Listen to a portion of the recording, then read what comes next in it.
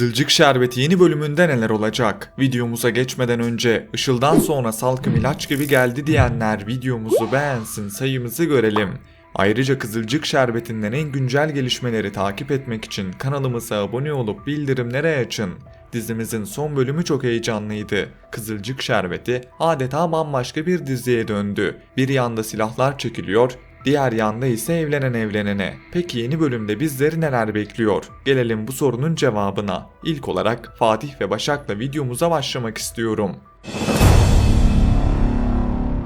Son bölümde Tuncay'ın şirketi basmasının ardından Başak ne yapacağını bilemedi ve o tehlike anında Fatih'le evlenme kararı aldıklarını söyledi. Fatih ise bu şaşkınlığı üzerinden atamadı. Dizimizin yeni bölümünde Fatih Başak'tan hesap soracak. Bu ikili her ne kadar güzel bir şekilde tanışmış olsalar da şu an içinde bulundukları durum Fatih'i fazlasıyla zorlayacak. Fatih, Doğan'ın hayatını kaybetmesinin ardından aşka küsmüştü ve böyle bir evlilik düşüncesi yoktu. Ancak zor durumda kaldığı için Başak'ın bu teklifini kabul edecek ve böylece ailelerin arası düzelecek. Ayrıca ben bunun Başak ve Tuncay'ın bir oyunu olabileceğini düşünüyorum. Çünkü Başak ve Tuncay bir suç ikilisi ve bundan dolayı bu ikilinin bu şekilde planlar yapabileceğini düşünüyorum. Dizimizin yeni bölümünde Fatih ve Başak evlilik için hazırlıklara girişecekler. Bu süreçte ikilinin evlilik kararı herkesi şoke edecek. Bu denli erken bir karar alınması başta Ömer olmak üzere diğer aile fertlerini de şüpheye düşürecek.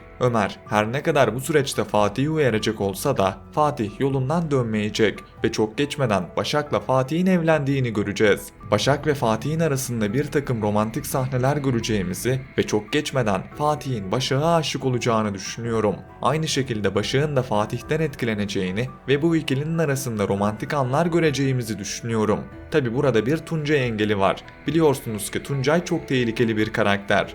Ve Başak, Tuncay'ın tehlikesinden haberdar değil. Ben Başak karakterinin kötü biri olmadığını düşünüyorum. Başak sadece Tuncay'ın yalanlarına inanan bir karakter. En azından şu anlık izlenimim bu şekilde. Çok geçmeden Tuncay'ın gerçek yüzünün ortaya çıkacağını ve Başak'ın da gerçeklerle yüzleşeceğini düşünüyorum. Şimdi bu gerçekleri ortaya çıkaracak kişi Ömer'e gelelim. Ömer son bölümde de Tuncay'ın peşindeydi. Ancak Abdullah Tuncay'ı ihbar etmesiyle beraber Ömer'i zor bir durumun ortasında bıraktı. Dizimizin yeni bölümünde Ömer ve Tuncay kartlarını açık oynamaya başlayacaklar. Bu süreçte ikilinin birbirlerine karşı planlarını göreceğimizi ve Ömer Tuncay'ın peşindeyken Tuncay'ın da Ömer'in peşine düşeceğini düşünüyorum. Yani ikili birbirlerinin açıklarını kollayacaklar ve bu süreçte birbirlerine karşı hamleler yapacaklar. Tuncay'ın bir süre daha Ömer ve Hikmet'in arasındaki bağlantıdan habersiz olacağını, bu süreçte Ömer'i nasıl derdini çözmeye çalışacağını düşünüyorum. Son bölümde Kıvılcım ise Ömer'e büyük tepkiliydi. Dizimizin yeni bölümünde Kıvılcım'ın şirkette çalışmaya başlayacağını ve burada Tuncay ile Kıvılcım'ın arasında karşılaşmalar göreceğimizi düşünüyorum. Bu karşılaşmalar zamanla aşka dönüşecektir.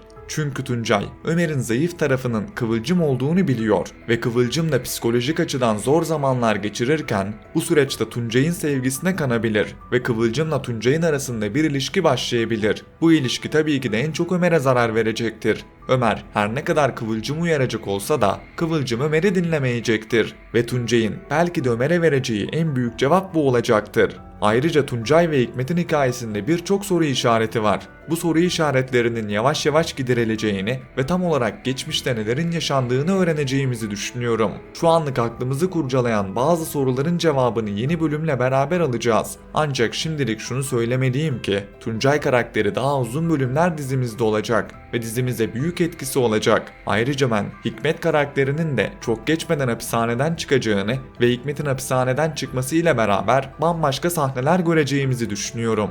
Çok geçmeden Tuncay ve Hikmet'in yüzleşmesi de gelecektir. Bu yüzleşme nefesleri kesecektir. Şimdi gelelim Emir ve Çimen aşkına. Dizimizin son bölümünde Emir ve Çimen'in arasında bir yüzleşme gördük. Ardından bu ikili annelerini birbirleriyle tanıştılar. Bu tanışma ise nefesleri kesti. Seküler karakter, muhafazakar karakter çatışmasını tekrar dizimizde gördük. Ve ben Pembe'nin vedasının ardından Salkım karakterinin dizimize uyum sağladığını düşünüyorum. Işıl'ı izlemektense Salkım karakterini izlemek çok daha keyifli. Dizimizin yeni bölümünde Salkım ve Kıvılcım arasındaki çekişme devam edecek. Kıvılcım, Emir ve Çimen'in görüşmesini istemezken ve bu ilişkiye onay olmazken Salkım da Çimen'i beğenmeyecek ve oğluna sık sık uyarılarda bulunacak. Ben çok geçmeden Emir'in Çimen'i ikna edeceğini ve ikilinin nikah masasına oturacaklarını düşünüyorum. Bu ikilinin evlenmesi Kıvılcım ile Ünal ailesini tekrardan bir araya bağlayacak ve bu iki aile arasındaki çatışmalar devam edecek. Açıkçası Doğan'ın vedasının ardından senaristlerin böyle bir karar alması mantıklı olmuş. Çünkü dizimiz ana hikayesinden çok uzaklaşmıştı ve dizimizi tekrar ana hikayesine döndürmek çok mantıklı olmuş. Ben Tuncay Başak sahnelerini izlemektense Salkım Kıvılcım Emir Çimen sahnelerini izlemeyi çok daha keyifli buluyorum. Bu konuda sizlerin düşüncelerini merak ediyorum. Özellikle Emir ve Çimen'i birbirlerine yakıştırdınız mı? Bu ikilinin arasındaki enerji sizlere geçti mi? Yorumlar kısmında bu çift hakkındaki düşüncelerinizi bizlerle paylaşın. Son olarak Nursema'ya da değinip videomuzun sonuna gelelim.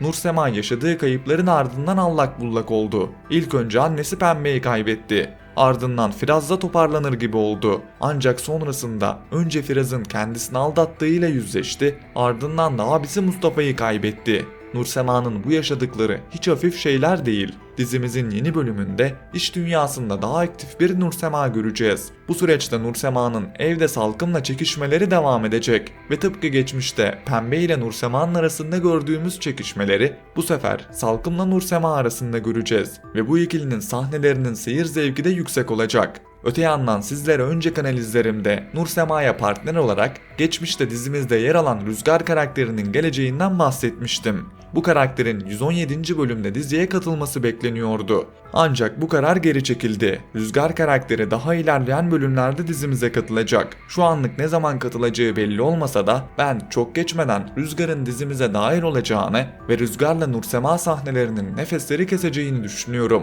Tabi Nursema, Rüzgar'ın kendisine hiçbir şey söylemeden onu terk ettiği için tepkili olacaktır ve bir süre Rüzgar'ı affetmeyecektir. Ancak Rüzgar'ın ne yapıp edip Nursema'ya kendisini affettireceğini ve Nursema ile Rüzgar'ın arasında geçmişte göremediğimiz romantik sahneleri bu sefer göreceğimizi düşünüyorum. Kısacası yeni bölümde Fatih ve Başak evlilik hazırlıklarına girişirken bu süreçte Emir ve Çimen arasındaki yakınlaşmalar da devam edecek. Emir ve Çimen aşkının ailelere yansımaları da olacak. Kıvılcım ve Salkım arasındaki mücadele devam edecek.